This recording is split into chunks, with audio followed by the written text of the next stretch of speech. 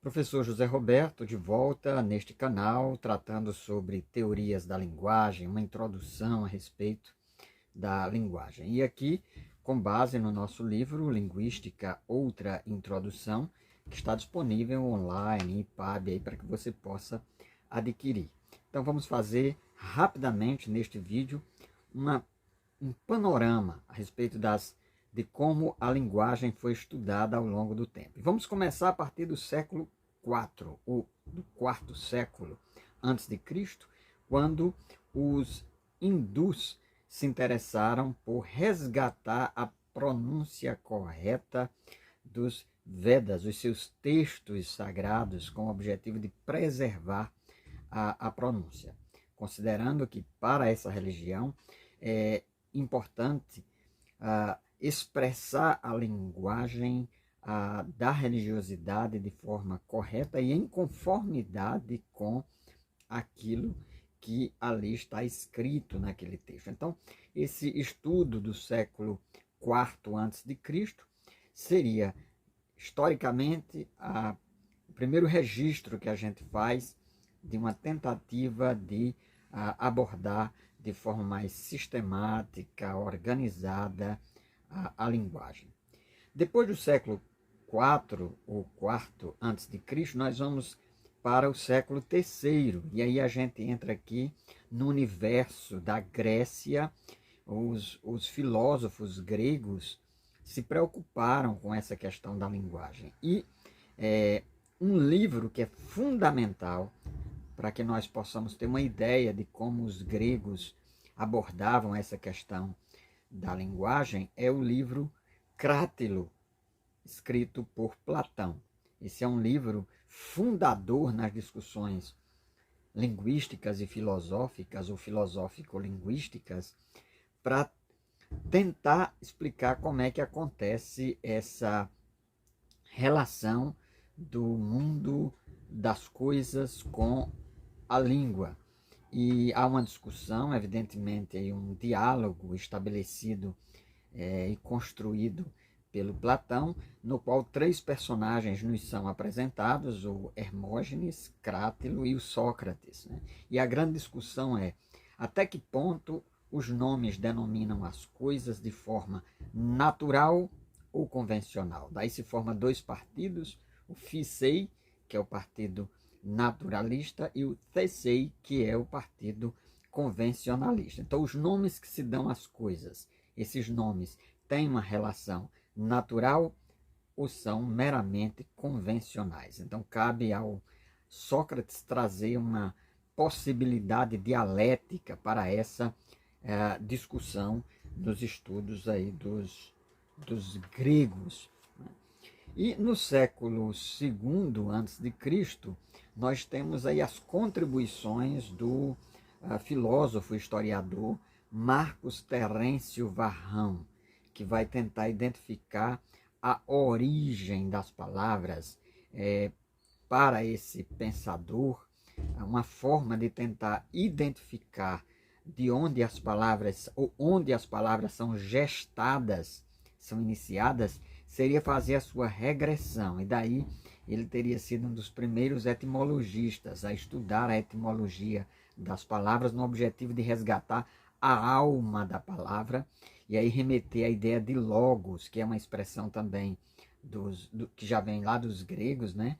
Que é essa questão de identificar qual é a essência da palavra que talvez estivesse aí no mundo ideal, conforme a própria proposta do Platão. Na Idade Média, vem os modistas, né? Aqueles que tentam identificar quais são os modos adequados da enunciação e de onde vêm esses modos de expressão. De certo modo, é uma continuidade daquela perspectiva do Varrão, inspirada ainda nos estudos gregos, e que tenta identificar qual é a fonte, por assim dizer, a base, o fundamento da linguagem, e isso no contexto da patrística, né, da religiosidade medieval, há uma tentativa de identificar a base desses enunciados como sendo a alma, né? Estando na alma do indivíduo. Uma ruptura em relação a esse modelo, não poderia ser diferente, vem com a perspectiva do Aristóteles. Quando Aristóteles é resgatado na Idade Média, estudado, e aí se sai dessa dimensão racionalista nos estudos da linguagem, na direção de estudos mais empiristas. E aqui o Aristóteles vai trazer uma contribuição através das suas categorias, e que são resgatadas pelo Guilherme de Ockham, que viveu de 1285 a 1349, onde ele vai resgatar uma proposta mais nominalista e assumir aquilo que os gregos, de certo modo, pelo menos uma parte deles, defendia, que a linguagem é convencional, é cultural. Então, aquilo que a gente nomeia e aquilo que a gente concebe vem da nossa experiência com o mundo, vem daquilo que nós tivemos contato, e a linguagem fica nessa esfera, no plano da experiência, e não num plano, digamos assim, mais voltado para um logos racional, e que partisse ou que dependesse dessa condição de um outro mundo, de uma outra realidade.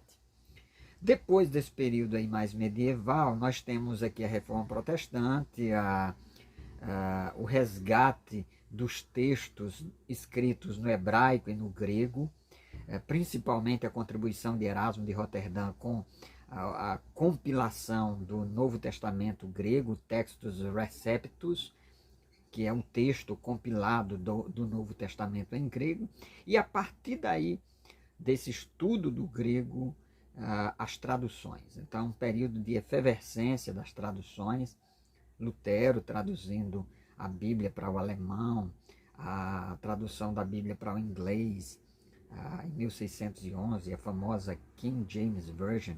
Então, esse movimento aí dos estudos da linguagem direcionados para o exercício da tradução, principalmente a tradução do texto bíblico. No século XVII e XVIII, nós temos um retorno, né, nessa dialética, nós temos um retorno àquela perspectiva do racional, do lógico na linguagem, e é justamente com a publicação da famosa Gramática Geral e Racional de Port-Royal e Claude Lancelot, Antoine Arnaud, né, a Gramática de Port-Royal, que foi editada e publicada por Claude Lancelot e Antoine Arnaud. Então, essa é uma gramática racional, uma gramática lógica, que se pretende estabelecer as regras da língua, as regras universais da língua, e que depois vão dar origem aí, nesse diálogo, de certo modo, platônico, com a tentativa de uma gramática ou de uma linguagem universal, uma linguagem correta, uma linguagem que não dependa de exterioridade, mas que esteja na própria interioridade da língua. E depois, no século XIX, início do século XX, com o surgimento da teoria da evolução de Charles Darwin, né, e essa ideia da evolução das espécies, surge uma linguística histórica, um interesse pela historicidade da língua, a tentativa de identificar qual seria a língua mãe. Qual teria sido a língua que deu origem a todas as outras línguas? Então aí o Franz Bopp é o estudioso mais proeminente dessa época, e ele é considerado um dos fundadores da linguística histórica, né? Essa tentativa de fazer essa regressão através de um método comparativo bastante rigoroso para tentar explicar como acontece essas famílias, né? E as suas descendências linguísticas. No século XX, vai surgir, então, a publicação que talvez seja mais importante, que é o curso de Linguística Geral, ou Cours de Linguistique Générale, do Ferdinand de Saussure, que é considerado uma obra fundadora na linguística moderna. Mas esse é assunto para um outro vídeo, né? Nós vamos encerrando por aqui, convidando você para se inscrever no nosso canal, e continuar nos acompanhando. Forte abraço, professor José Roberto.